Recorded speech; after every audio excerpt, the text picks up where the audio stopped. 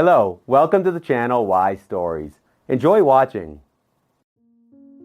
Uriel, you're not on duty today, his comrade winked at him.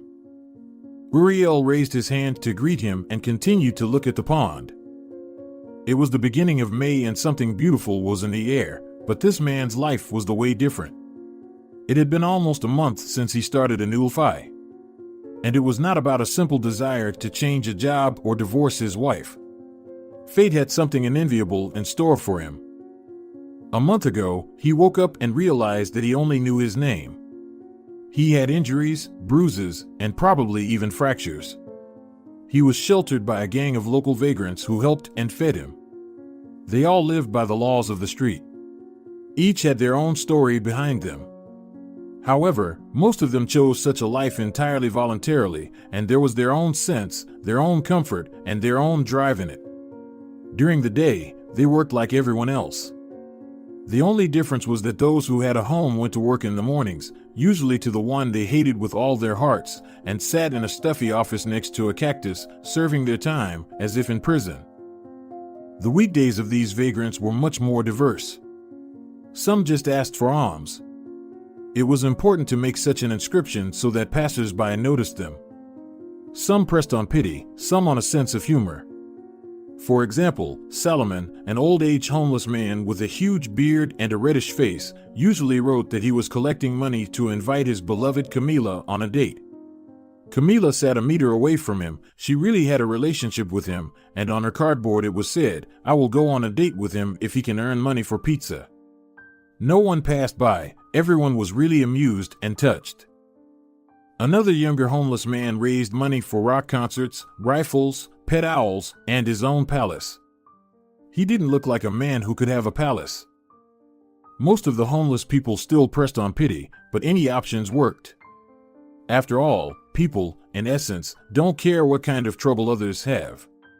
They give money if they feel a burden on their souls and want to experience relief. Only personal inner motives drive them at that moment. And Uriel understood this well. He sat by the pond in the park and threw bread to the ducks. His reflection in the water gave him no information.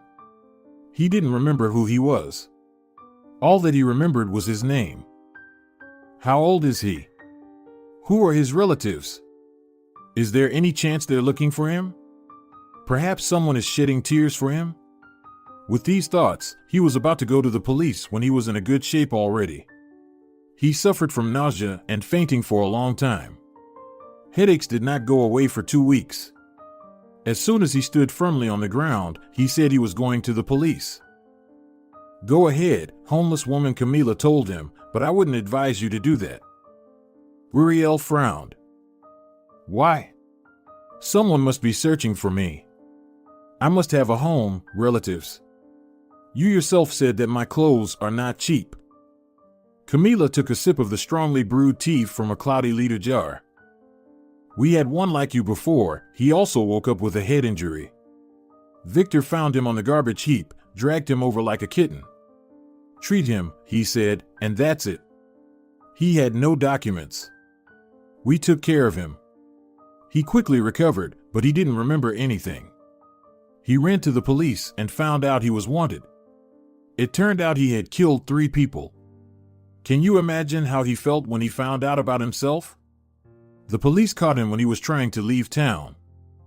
She spoke of it so detachedly, as if it were something insignificant, like shoelaces, but not a human destiny. Uriel pondered. "Camila, do you think I could kill someone?" he asked directly. She looked at him. "No, you're not a killer." He was a killer, it was evident. "But we don't judge anyone here, you know our laws. And a killer can sometimes be more human than a saint. But there are many articles in the criminal code. So think twice whether you're ready to exchange the freedom we've shown you. I'd leave everything as it is. The universe gives you a chance to start a new life. It's silly to refuse that. Most people your age would want to erase their memory and start everything anew. Live and be happy." Uriel thanked the informal leader of their group for the advice and went off to think. He never dared to enter the police station, although his feet had led him there 10 times already. He would stand at the threshold and then leave. Camila's words had firmly settled in his mind. The universe gives you a chance, take it and be happy. There were other homeless people in the gang, some richer than others. Among them were skilled card players, magicians, and pickpockets. Not everyone asked for alms. Sebastian, a young boy of 17, joined the gang after running away from his stepfather, who beat him mercilessly. He brought in money every day. He would board a bus, put on an honest face, and then rummage through people's pockets. He was so good at it that he had never been caught. He was a smart kid. He had a girlfriend, but she came from a good family. The vagrants rumored that they were in love, but the girl was afraid to tell her parents, so Sebastian had never been with them by the hot tub. That's where they would talk and pour their hearts out to each other, telling stories and supporting one another. Everyone had their own story. Camila, for example, used to own a beauty salon. Her husband was a wealthy businessman, and their family was wonderful. But things went downhill when her daughter died of cancer at a young age. Camila buried her child and looked for a reason to live, trying to throw herself into her work. Her husband, on the other hand, found another way to deal with his grief. He had a mistress, got into debt, and eventually betrayed Camila. She ran away from the police and ended up on the streets. Her beloved one had betrayed her. He burdened her with huge debts, engaged in shady dealings under her name, and left his own business unscathed. Camila had no reason to live. That's when she met Salomon. He saved her from a hopeless situation and helped her understand that there was another life, one without bureaucracy, without rules, a real life, even if it was sometimes hungry. Salomon was 10 years older than Camila, but that didn't stop them from becoming a beautiful couple. Other homeless people joined them over time. Camila took care of them all like a mother, but she was strict and unforgiving in some ways. She always spoke her mind, without flattery or false modesty. Uriel became attached to everyone in this company. In a month of his new life, he realized a lot. It was hard without his own experience, without support on anything, so he valued the advice of others and tried to listen. Sometimes at night, he would see himself in the hospital. He dreamed of some corridors, doctors, bustle. Uriel thought that perhaps he had not been in good health before. And now anything could happen. After all, he was not young anymore. As it couldn't be determined for sure, the homeless people estimated his age. Some gave him a little over 30, others said he was no less than 40. And wise Camila looked at his neck, hands, and said he was about 45. Over the years of working in a beauty salon, she learned to determine people's age without error. He also had one acquaintance outside his new street family. This happened 2 weeks ago. Uriel was sitting in the park, just like today, feeding the pigeons with breadcrumbs.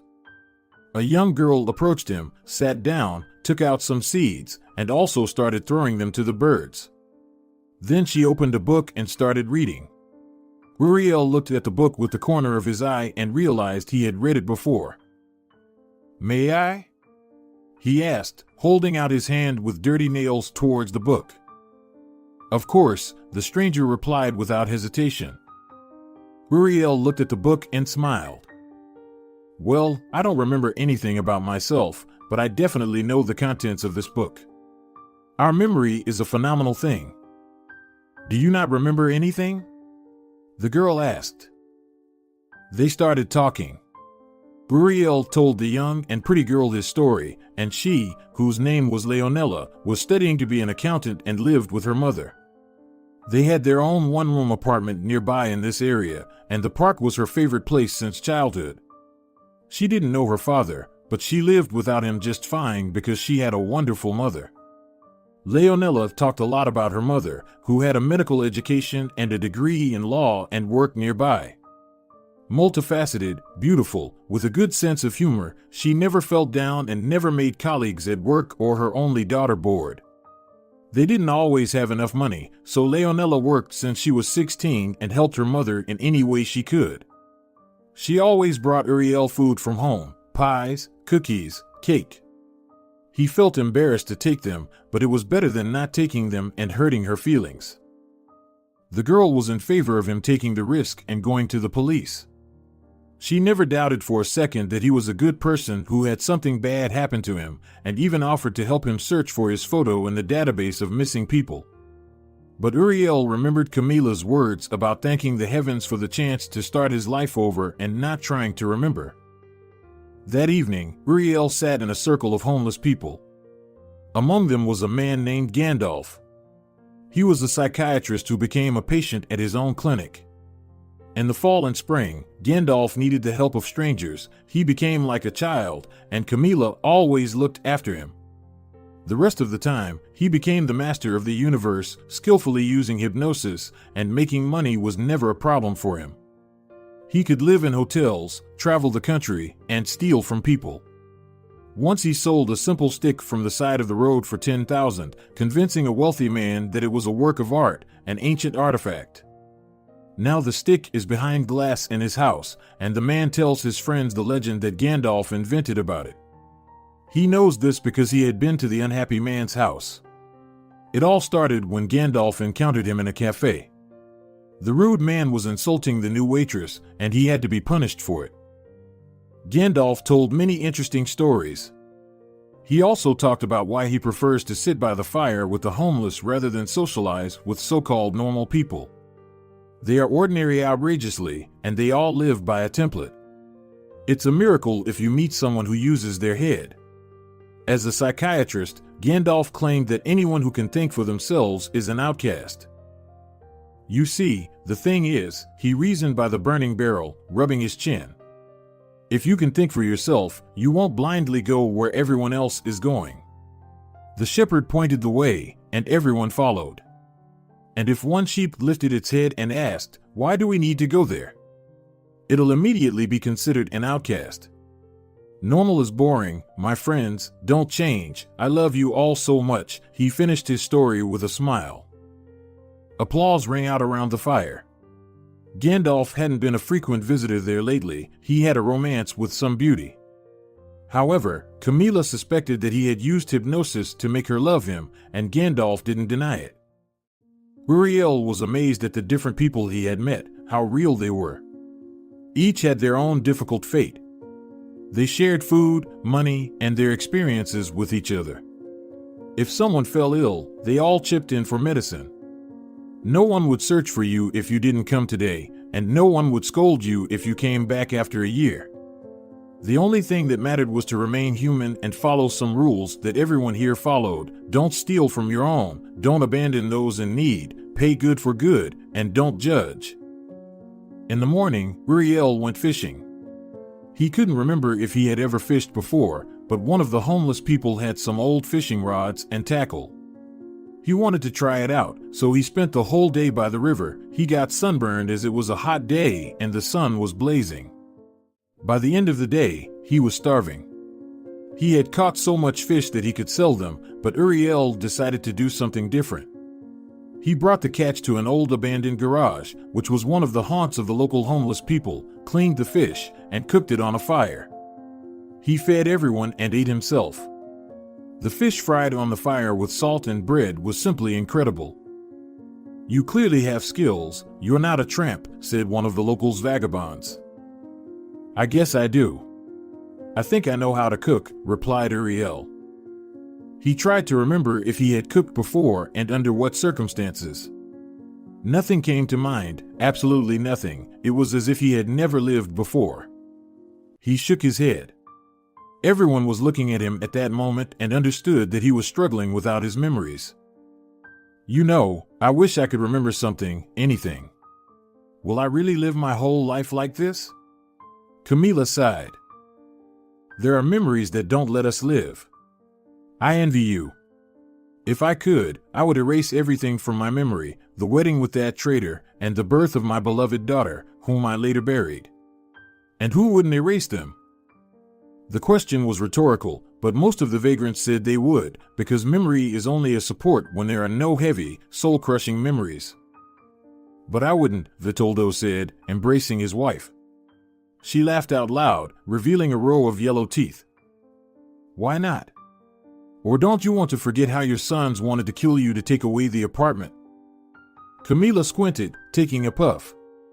Vitoldo waved his hand good-naturedly. I know how to forgive and forget. Besides, if it weren't for their treachery, I would never have met my Irma, and he kissed her in such a way that Uriel even felt awkward and lowered his eyes. Uriel knew that Vitoldo was a splendid artist who taught painting at the university. His two sons grew up on his money, and one fine day they decided that their father's expensive apartment, money for which he had earned himself, should belong to them. Vitoldo's wife died when the boys were very young. Their relationships were strained, they didn't get along with each other, and they constantly quarreled with their father, competing with each other. With time, their dislike only grew stronger. They began to talk about who would inherit his apartment after his death.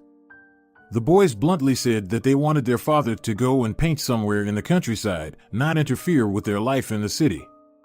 That day, Vitoldo saw how they put poison in his tea.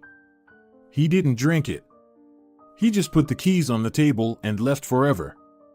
The pain of being so unwanted to his sons that they were willing to kill him drove him to drink. He ended up on the street without documents or the desire to live. Salomon found him and brought him to the campfire. That's how he became a part of the band. When the conversation about the benefits of forgetting faded away, the vagabonds began to disperse. Uriel lay down on the clothes that he considered his bed and began to snore. His stomach didn't growl louder than the noise of the cars on the highway that evening.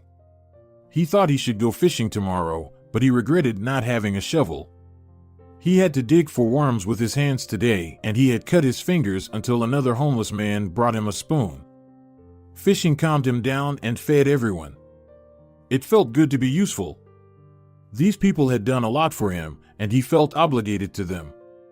However, he planned to spend the next day differently. In the morning, Uriel went to the pond, undressed, and washed himself. He spread out his clothes, which smelled like fish.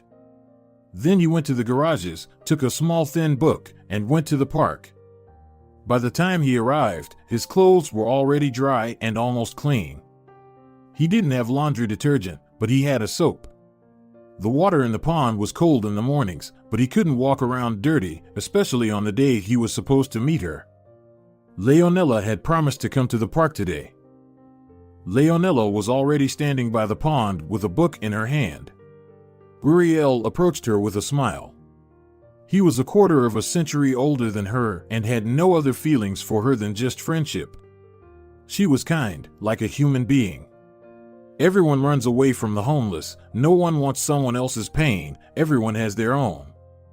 But she listened, didn't recoil, wasn't afraid, and was willing to talk to him.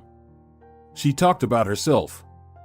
Uriel thought she was too modest and probably didn't have many friends. Hello, I just got here. How are you? She asked, smiling. Great, Leonella. How are you doing?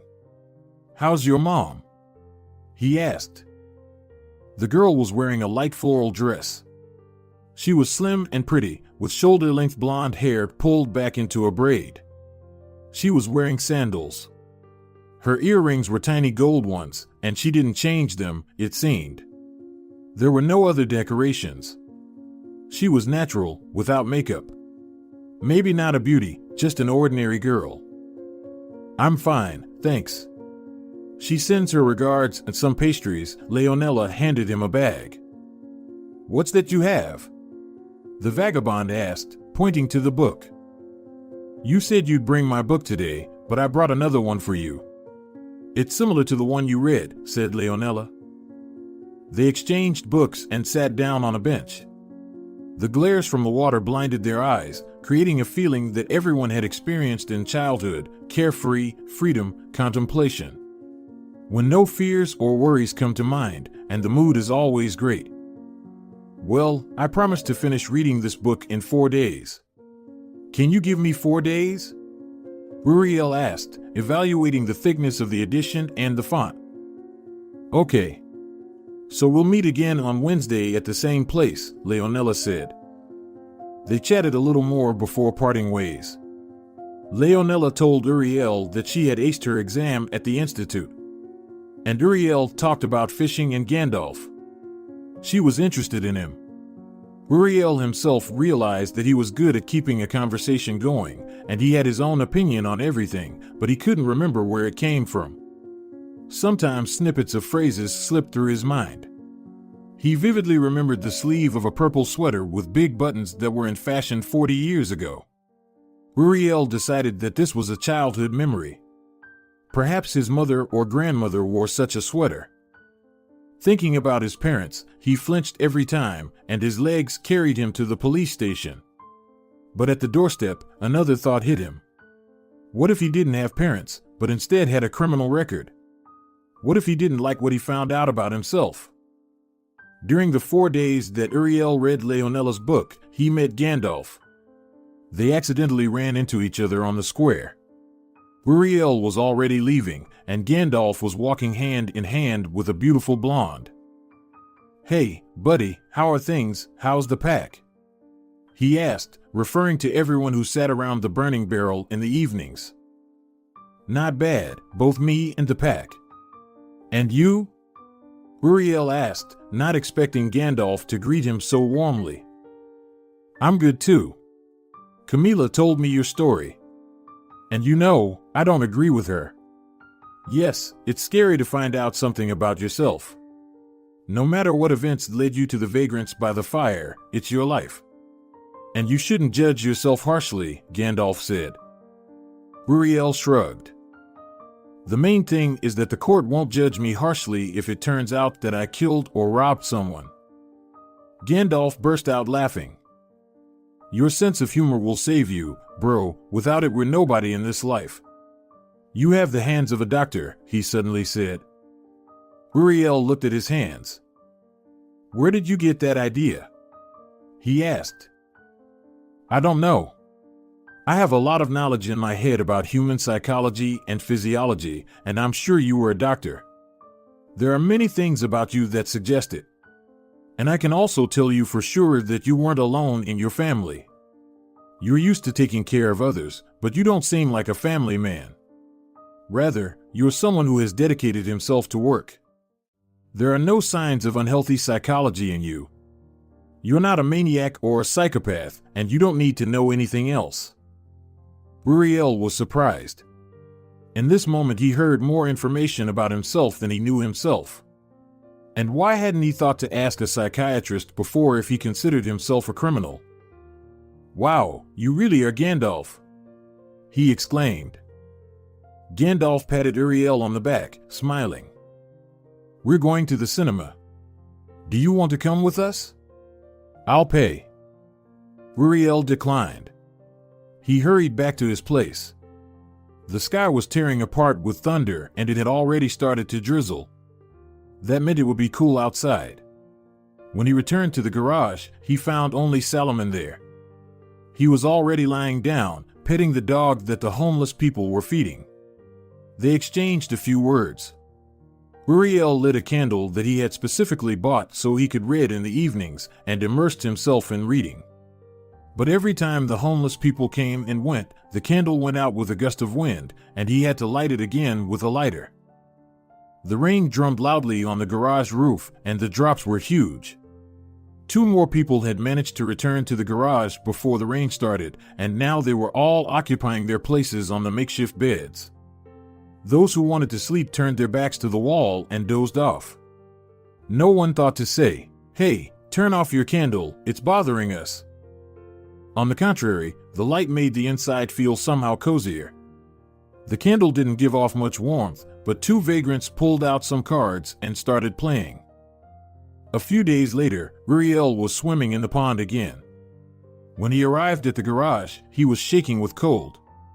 The weather outside was chilly, with hardly any sun visible, and the wind never ceased.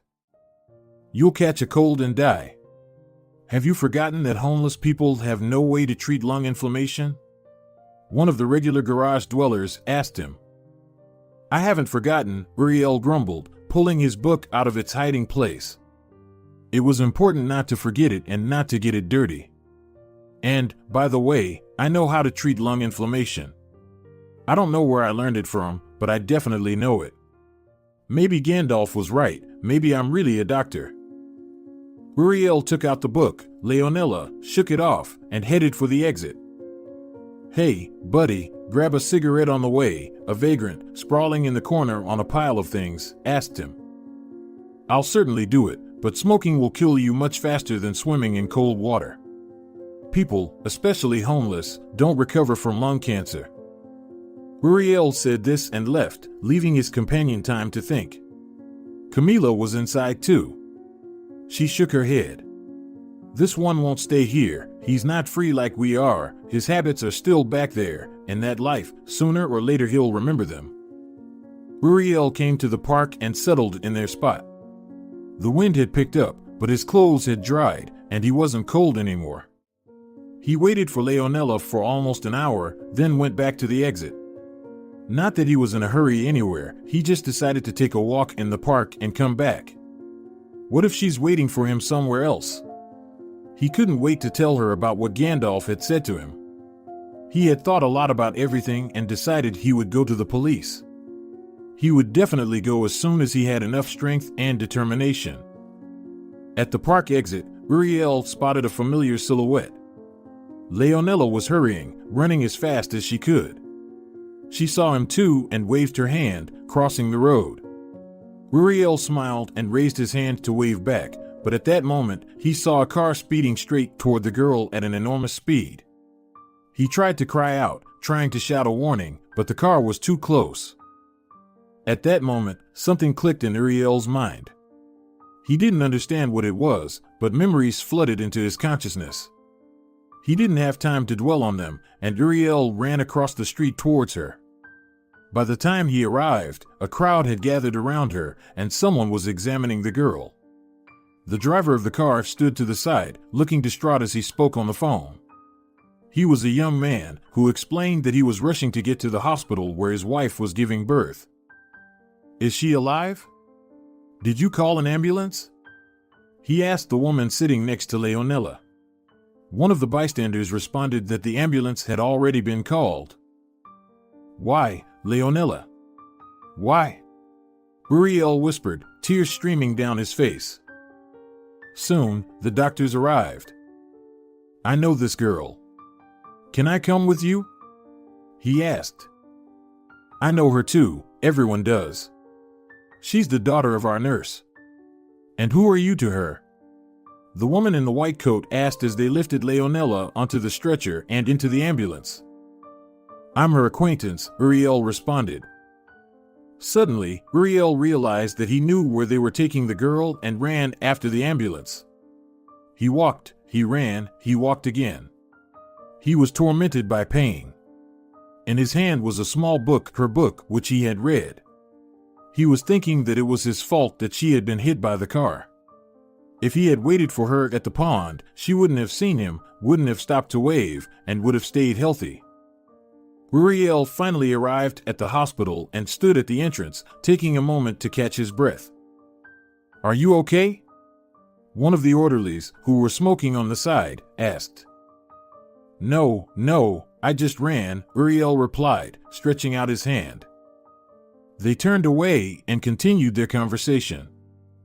And that girl, is she really Adelaida's daughter? One of them asked. Yep, her only child. She lives only for her, and right now she's with her. Adelaida is a good woman, it's such a pity, the man said, taking a drag of his cigarette. Having finished smoking, they all went back inside. Uriel caught his breath. He didn't understand what was happening to him at that moment. Fragments of their phrases were flashing in his head. Adelaida's daughter, they could have saved her in the capital, surgeon. He shook his head and, obeying his inner instincts, went inside. Uriel walked down the hallway and knew exactly where his feet were leading him. The orderlies were talking about surgery, and Uriel understood what needed to be done. All the necessary knowledge flooded back into his mind. He remembered performing dozens of surgeries, sometimes for 24 hours straight if necessary. He also remembered the corridors of this hospital. He had worked here before. Uriel entered the operating room and walked confidently to where he used to put on his gown. Everything was in its place. He put on a sterile suit and disinfected his hands. He put on gloves, a mask, and a cap. Upon leaving, he stopped a nurse. "Where's my patient? I will be performing the surgery. Please take me to her immediately," he said. The nurse raised her eyebrows. "Oh, you must be the one they called for Adelaida's daughter. All right, follow me. She was just prepped for surgery. The anesthesiologist is already in there. I thought our surgeon was coming." "No, I will be performing the surgery." Uriel entered the surgery room with his usual composure. Leonella lay on the table. He remembered leaving her book in the staff room. Memories overlapped each other. Something inside him clicked into place. He realized that he now remembered everything that had happened to him, but there was no time to dwell on memories. He needed to save the girl. The hospital doctor reported the results of her examination and named Uriel all the parameters of her assessment, everything as it should be. Uriel evaluated her condition as extremely severe and understood what needed to be done. The light in the operating room came on, the nurses rushed in, and anesthesia was injected. Uriel noticed out of the corner of his eye that the surgical nurse was looking at him with wide eyes. He knew her, but he didn't have time to remember who she was. However, there was a strong feeling that he would remember these details now. Memories flooded into his consciousness at the right time. Perhaps if the car hadn't hit the sweet girl in front of his eyes, he wouldn't have remembered anything. "Scalpel," he commanded. Uriel issued orders fiercely and did his job very meticulously. When the girl's pulse was lost, he almost shouted at the assistant for his incompetence. Pulse restored, came the voice from behind. Uriel glanced at the monitor. "Excellent, let's continue." He performed the most complicated operation, knowing that he lacked the equipment he was used to. However, his skill and speed did the job. He skillfully stitched up the torn vessels, as no specialist in their hospital had done before. Behind him, the nurses asked each other who this surgeon was.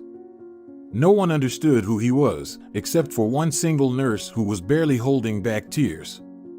She was afraid to cry because Uriel easily raised his voice if something went wrong. "It's useless, the pulse continues to drop, too much damage," the assistant said. "Shut up and do your job," Uriel growled. At that moment, a young specialist from the hospital walked back and forth outside the operating room. "Who is this surgeon?" he asked the chief physician. "I don't know, apparently Adelaida asked someone from another hospital. I'm not sure myself. But you arrived too late, they would have taken the girl to the morgue by now, and he's working," the woman with black hair and glasses said. "Let him work, he'll come out and we'll figure it out," she added. Meanwhile, there was silence and tension in the operating room, comparable only to a reactor meltdown. Uriel had scared everyone with his behavior so much that no one dared to sigh unnecessarily. "Done, if her body can handle it, she'll live," Uriel said, looking at Leonella's face. She was pale, her lips dry, and a large blue bruise adorned her face. Suddenly, applause broke out around Uriel. He began to turn around, not understanding what was happening. "What? Am I an artist to you? Or did I land a plane?" he protested. "You saved her, she was doomed. Please, tell us, for God's sake, that you'll work in our hospital," one of the nurses pleaded. Uriel took off his gloves and pulled down his mask. At that moment, everyone's eyes widened. "Is it you? You? Here? But how did you end up in our hospital?" the assistant asked, coming to his senses. Uriel frowned. At that moment, memories flooded his mind. He graduated from medical school here, in the suburbs of the capital, and came to this very hospital to do his internship. He was already well over 20 years old. Even then, he felt a tremendous passion for medicine and was doing an internship with a local surgeon. One of their nurses, who had just started working at the hospital, seemed to him a very attractive person. Uriel did not want a family then, he did not need any relationships at all. In college, he experienced a hard breakup. His first love cheated on him with his best friend. Having lost two close people, Uriel immersed himself in his studies and did not leave any room in his life for feelings. However, this girl captivated him with her beauty and unapproachability. She was liked by everyone, but did not reciprocate anyone. Everyone thought she already had a partner, but she did not tell anyone about her personal life. And the beauty's name was Adelaida. By the end of the internship, they had a passionate romance. Adelaida was so in love that she was ready to die for Uriel. He was also quite fascinated with the girl. On the day Uriel came to Adelaida to tell her the happy news, everything went wrong. "My love, I have been waiting for you for so long. I have news." Adelaida rushed to him and hugged him. Uriel embraced her. He had so many emotions at that time that he could not hold back and spoke first. "And I have good news too. They are taking me to a clinic in the capital. I will be able to work with the country's top specialists. They just called me today. Our doctor told them about my successes at the seminar, praised me, and it bore fruit. Can you imagine? They almost had a fight because of me with another clinic in the capital." Adelaida stopped smiling and looked seriously at her beloved. "What about us? What about me?" she asked. "I'll take you with me. We'll rent an apartment, live together, maybe start with a room, start getting ready," he replied. The girl shook her head. "You know that my father is sick." "I didn't know my mother, but my father has been ill for a long time. I went into medicine just to be able to treat him.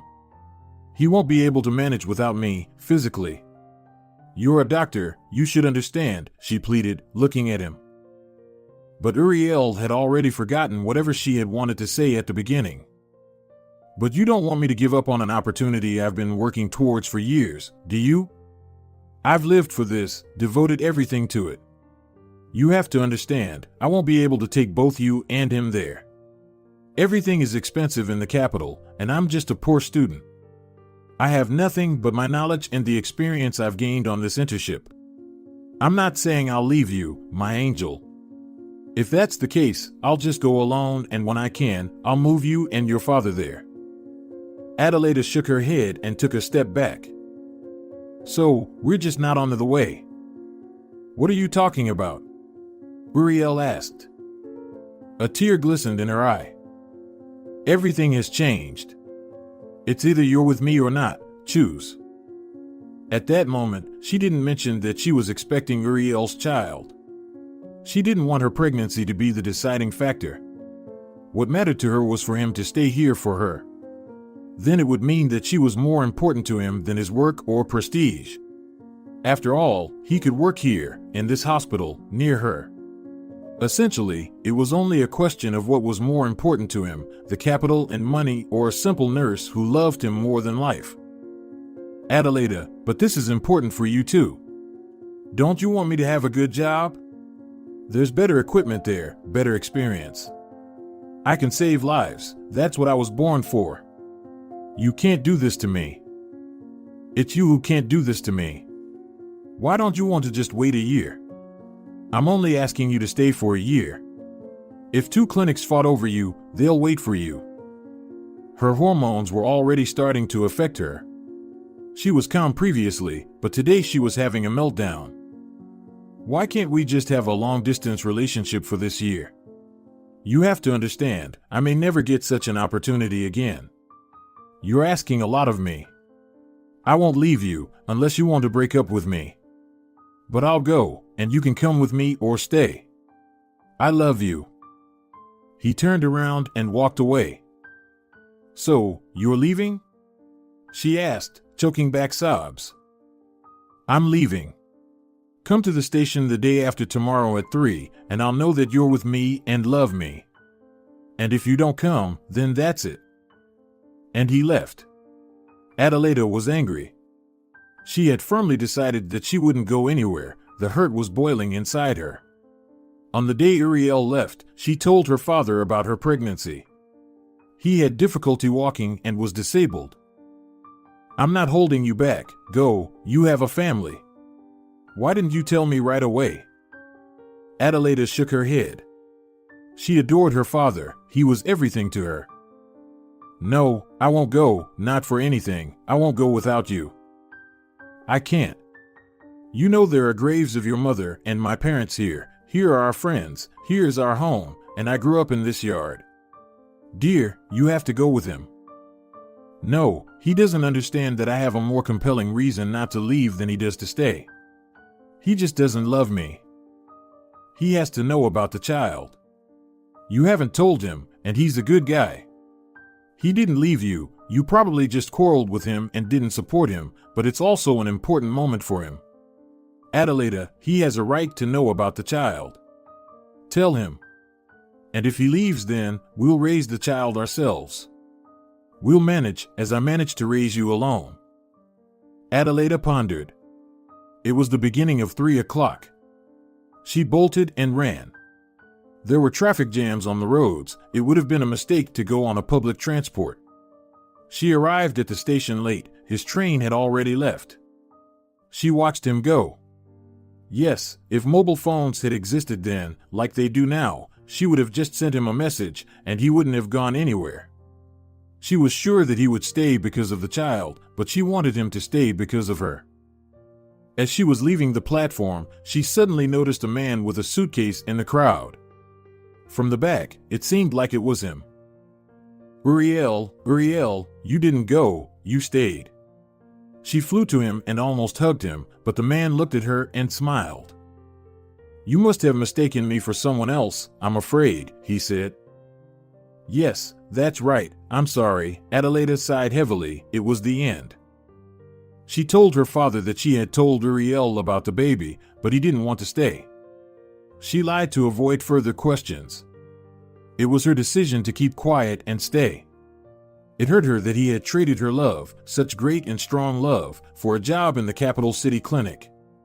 For Adelaida, it was like betrayal back then. She gave birth to a daughter on time and named her Leonella. Adelaida cherished her daughter's soul and was happy even in the toughest times. Her father lived for another 4 years. He looked after the baby when Adelaida worked at the hospital, but his strength was rapidly fading away. Leonella was already attending daycare when he passed away. She barely remembered her grandfather. Life went on and on. Uriel turned his love experiences into good deeds.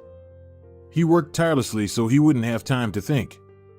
They called him a robot at the clinic, but it yielded results. Soon, he was lured by another clinic, an expensive one. He didn't want to just earn money. His ambition was to save lives, so he worked there and at the old clinic without weekends or holidays. Only thanks to the hospital's chief forcing him to have vacations, Uriel had annual trips abroad. He had a lot of money. He traveled to different countries, but he tried not to abandon his practice. Uriel helped children in Africa, traveled around the world, taught young doctors, and took on complex cases. There were different stories in his medical practice. Sometimes he couldn't save a patient, and he suffered. At first, he felt responsible for those he couldn't save. He thought he personally killed them and didn't save them. In those moments, he wanted to leave, but there were wise doctors who reminded him that there was no surgeon who could save all their patients. They weren't magicians, they were just doing their job. A few years ago, Uriel was invited to a TV show as one of the country's best surgeons. He talked about cases from his practice, answered questions about the program's topic, but refused to advertise mayonnaise or medicine. He received many such offers, but he was already so in demand and popular that he could refuse. Memories suddenly shut off as if by a snap. Uriel came to his senses and stared at those around him. He was holding his mask, and everyone could see his face. Of course, not everyone watched the health program on Sundays. But those who moved in these circles undoubtedly knew him by sight, and one of the nurses at this hospital knew Uriel personally. She too took off her mask and looked at him with tears in her eyes. Now he allowed his memory to fully enter his consciousness. Before that, he had only let memories of his profession, what was necessary to him, into himself, but now he was fully back to himself. He is not a criminal, he is a surgeon. Why are you staring like that? He asked sternly. Take the girl to the intensive care unit. She'll be there for a while. And make sure someone keeps an eye on her, understood? Everyone rushed off, returning to their usual tasks. Uriel was not a tyrant, but he demanded the highest level of competence from his staff because sometimes a nurse's delay could cost someone their life. He couldn't afford such mistakes. Everyone dispersed, and only Adelaida remained in the operating room. She stood still. None of the staff remembered that she had once dated the now famous doctor. Don't you remember me? She asked. How could I forget? Everyone thought you were dead. You disappeared without a trace. The newspapers wrote that you committed financial fraud and either took your own life or left the country. But they couldn't find you. I've been reading the news all the time. Why? Uriel asked gently, feeling his palms sweat. There were women and dates in his life, but very few. And he immediately warned that he had no plans to start a family and was only ready for a short fling without commitment. There were madams who agreed to that. Uriel took them to restaurants, they chatted, watched movies together at home. But such romances ended as soon as the lady wanted more. I was just afraid that I would see news of your death. Uriel smiled. I almost died. It's a long story. Only the accident that happened before my eyes helped me regain my memory. I didn't remember anything this whole month, absolutely nothing. There was a pause. Adelaida sighed, and Uriel was already about to pass her by. You saved your daughter today, she said quickly and closed her eyes.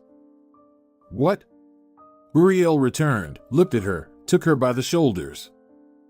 Adelaida looked at him guiltily. She was as beautiful as she was 20 years ago. She's your daughter. Why didn't you tell me? How could you not tell me?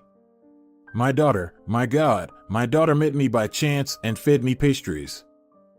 So you're the bum she went to the park to see? Adelaida smiled, appreciating the irony of higher powers. The hospital administrator walked into the office and saw the famous surgeon. So you performed the surgery? I didn't know you were sent to us. No one sent me. I just happened to witness the accident and saved the girl. You didn't have a surgeon on site, did you?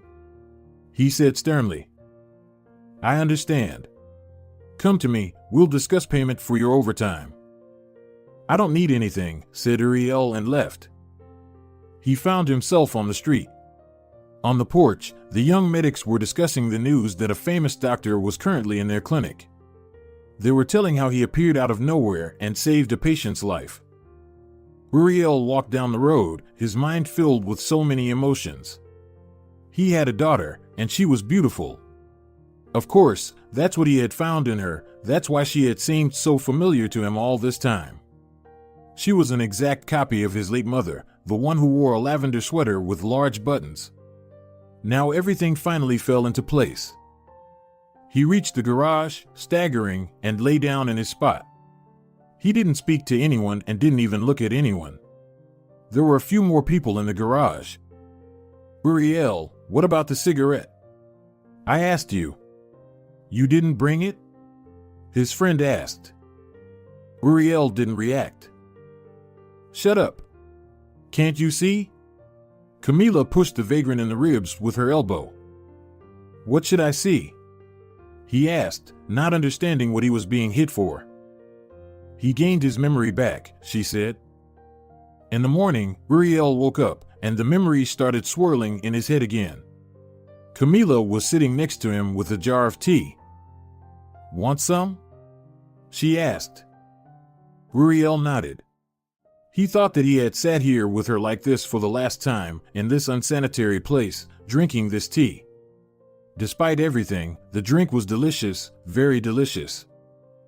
How did you know that I remembered everything yesterday? He asked. By the way you looked at everything, you had a completely different look. You were no longer the person we found a month ago. Maybe you can tell me who you are? She asked.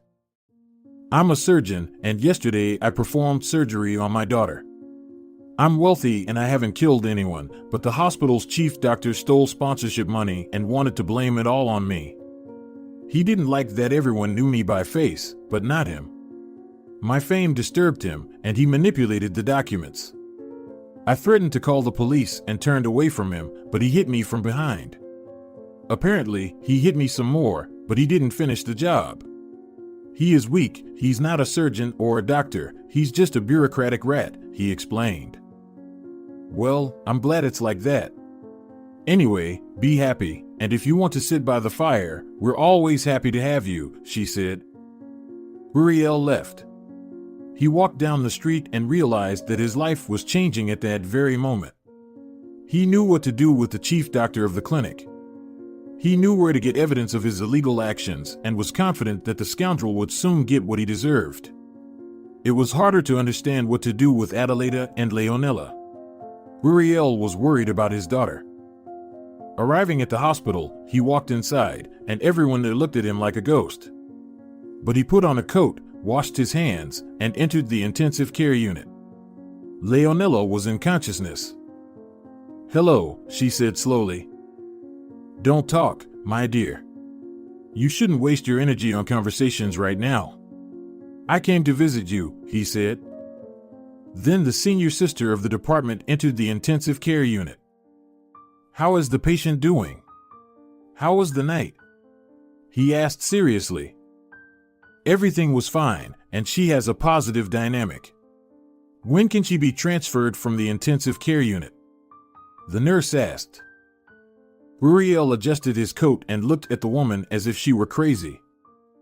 "What? She'll be here for at least 3 more days, minimum. And where did they teach you such things?" he asked. The woman said she understood and left, lowering her head. Uriel turned to Leonella. "You see, we have to teach everything to these people. The operation was complicated. We collected you piece by piece," he said. He saw that Leonella was trying to ask something, but he stopped her with a gesture. "Don't say anything now. I understand you have a lot of questions. I'll tell you briefly, and when you recover, I'll give you all the details. When I saw the car hit you, I remembered everything.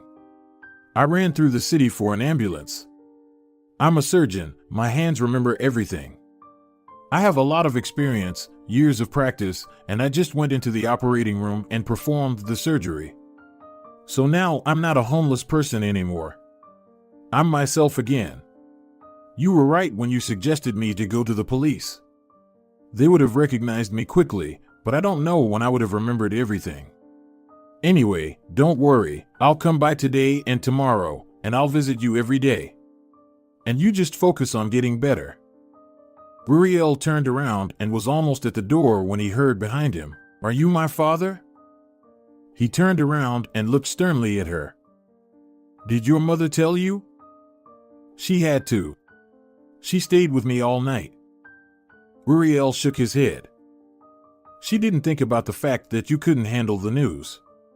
Leonella, right now it doesn't matter whose father I am. What matters is that you don't get nervous and that you recover. Your body is healing a lot of tissues at the same time. You have 2 fractures, one in your rib and one in your wrist. You would have bled out if I hadn't remembered anything. But your organs are not affected, they are bruised, but it's not fatal. You can't strain your nervous system right now. Don't think about this situation, think about your health. And I'm not going anywhere now. I didn't know I had a daughter. Like you, I knew nothing. Adelaida didn't tell me. But we won't blame anyone, we'll just keep living. And I promise you, I'll always be by your side." He really wanted to hug her. Uriel left the intensive care unit and immediately ran into Adelaida. "Hello," she muttered, apparently intending to go to her daughter. "Come with me," he said sternly. They left the hospital and walked away to ensure that no one could hear their conversation. "You know, I have a lot of questions for you, but the first one is, why don't you want your daughter to recover?" Uriel furrowed his brow. "What? What do you mean? How could you even say that?" Adelaida was taken aback. Why did you tell her right after the operation? Are you out of your mind? He asked. She wasn't unconscious the whole time. When you walked into the room, she saw you and asked if it was true that a homeless person had operated on her. I had to tell her everything, Adelaida explained. Uriel looked up at the clear blue sky, watching birds fly by. Then maybe you can tell me why I didn't know that I had a daughter, he said, looking back at her with so much pain in his eyes that Adelaida felt uneasy. You chose the capital city over me. I didn't want to hold you back with a child, Adelaida said defensively. I didn't abandon you. You didn't want to come with me, wait for me, or even have a long-distance relationship for a while.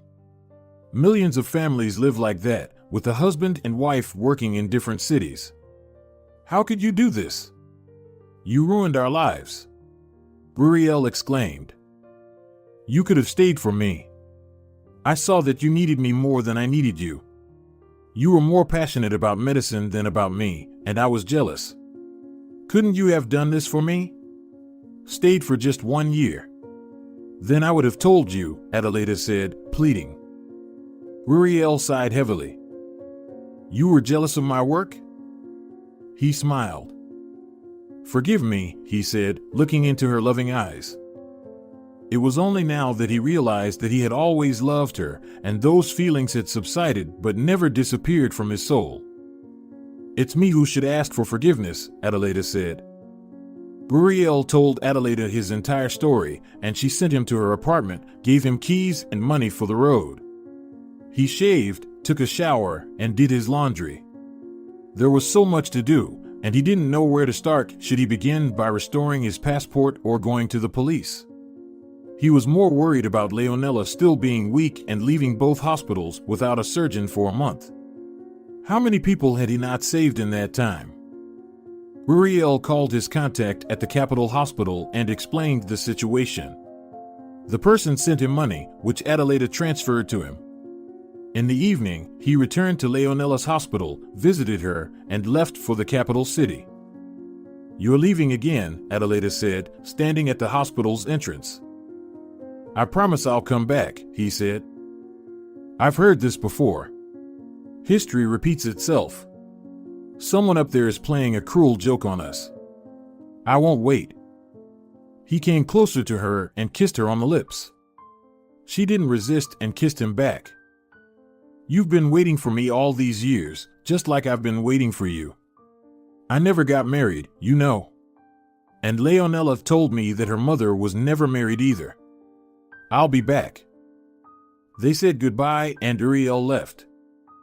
When he arrived in the capital near his home, he almost lost his vision from the flashes of cameras. He had been searched for by the entire country. But there was no time for interviews now. I will hold a press conference and answer all your questions, gentlemen. I will tell you an amazing story.